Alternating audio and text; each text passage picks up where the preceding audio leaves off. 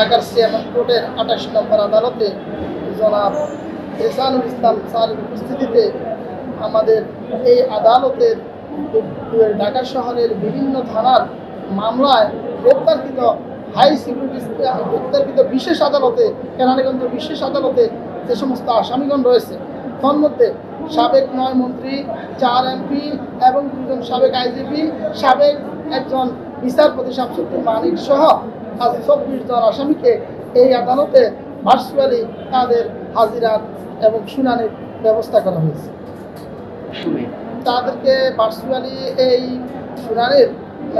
শুনানির ব্যবস্থা করা হয়েছে। আসলে তাদের আদালতে আনা নেওয়া এবং আদালতে আনার পর তাদেরকে প্রোটেকশন দিতে গিয়ে তাদের নিরাপত্তা দিতে গিয়ে আইন শৃঙ্খলা বাহিনীর অনেক হিমশিম খেতে হবে। আপনারা অবগত আছেন ঢাকা শহরের যেমন যাত্রাবাড়ি, কাফরুল, মোহাম্মদপুর, আদাবর, মিরপুর মডেল থানা, এর মিরপুর মডেল থানা, রামপুরা, বাড্ডা এই সমস্ত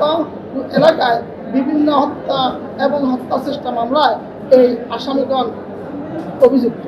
এই আসামিরা যখন কোর্টে এই আসামিদেরকে যখন আদালতে উপস্থাপন করা হয় তখন ভিকটিমরা এবং সংক্ষুব্ধ ব্যক্তিবর্গ এই আসামিদের প্রতি অত্যন্ত ঘৃণা ভরে তাদেরকে তাদের উপর বিভিন্নভাবে ডিম নিক্ষেপ তাদের উপরে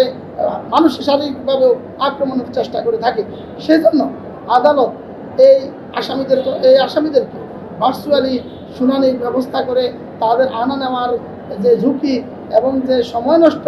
পাশাপাশি আইন শৃঙ্খলা বাহিনীর যে তাদেরকে ট্যাকেল করতে গিয়ে যে হিমশিম খেতে হয় সেটা থেকেও আপাতত ঝুঁকিমুক্ত হওয়ার কারণে তাদের এই ভার্চুয়ালি বিচার ব্যবস্থা করা হয়েছে।